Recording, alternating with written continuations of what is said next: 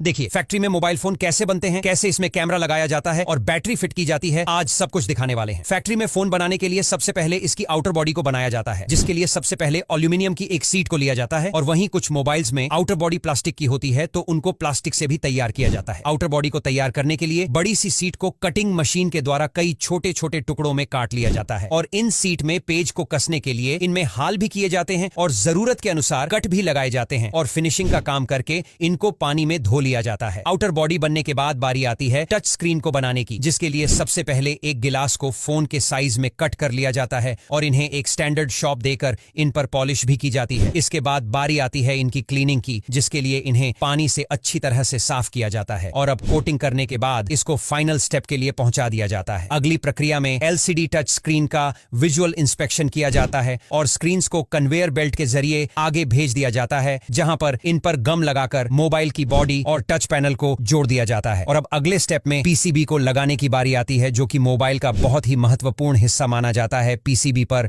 सारे के सारे इलेक्ट्रिक कंपोनेंट अच्छी तरह से जोड़ दिए जाते हैं और अब इस पीसीबी की फोन में सोल्डिंग कर दी जाती है। ध्यान रखा जाता है कि इस प्रोसेसर में कोई भी पार्ट डैमेज ना हो जाए, इसके लिए उस पर एक पेपर टाइप भी लगा दिया जाता है। अब अगले स्टेप में इस पीसीबी बोर्ड पर फ्रंट और बैक कैमरे को फिट कर दिया जाता है और वाटर लेवल भी लगा दिया जाता है। इसी वाटर लेवल की वजह से सर्विस सेंटर वालों को पता चलता है कि फोन पानी में गिरा है या फिर नहीं। अगर पानी में गिरा होता है तो इस पेपर का रंग लेडिस्पिक हो जाता है, यानी कि हल्का लाल लाल हो जाता है। अब बारी आती है इसमें माइक्रोफोन लगाने की, जिसके जरिए एक मोबाइल से दूसरे मोबाइल में आवाज जाती है। इसको बॉटम हैंड यानी कि पीसीबी में भी फिट कर दिया जाता है। और अब अगले स्टेप में बारी आती है स्पीकर लगाने की। स्पीकर को भी इसी पीसीबी के साथ कनेक्ट कर दिया जाता है और इसके बाद आईडी और टच पैनल को इस पीसीबी के साथ जोड़ दिया जाता है और इसी पीसीबी से यह कंट्रोल होते हैं। और वही मोबाइल बॉडी के किनारे की ओर वॉल्यूम अप और डाउन वाले बटन को भी असेंबल कर दिया जाता है। अब वाईफाई और जीएसएम को लगाने के बाद मिडिल हर्शन को सेमी असेंबल डिवाइस से कनेक्ट कर दिया जाता है। इसके बाद बारी आती है मोबाइल टेस्टिंग की, जिसमें सबसे पहले मोबाइल के रेडियो फ्रीक्वेंसी को चेक किया जाता है। इसी के जरिए ही हम लोग एक दूसरे से मोबाइल के जरिए बात कर पाते हैं और उसको चेक करने के बाद अब मोबाइल के टच को चेक किया जाता है। टेस्टिंग के अगले सिस्टम में बारी आती है मोबाइल के स्पीकर और मोबाइल के बटन्स को चेक करने की। जी हाँ, ये पता लगाया जाता है कि मोबाइल के स्पीकर बटन ठीक से काम कर रहे हैं या फिर नहीं। और अब इतना हो जाने के बाद मोबाइल के कैमरा जैसे सभी पार्ट्स को चेक किया जाता है और चेक करने के बाद मोबाइल के सभी स्क्रू को रोबोटिक मशीन के जरिए टाइट कर दिया जाता है और पैकेजिंग यूनिट में भेज दिया जाता है, जहां पर कंपनी के लेवल वगैरह लगाकर इनको बॉक्स में पैक कर दिया जाता है, जिसके बाद एक मशीन इन बॉक्स को ऊपर से सील कर देती है और अब मोबाइल फोन पूरी तरह से इस्तेमाल करने के लिए तैयार हो जाते हैं।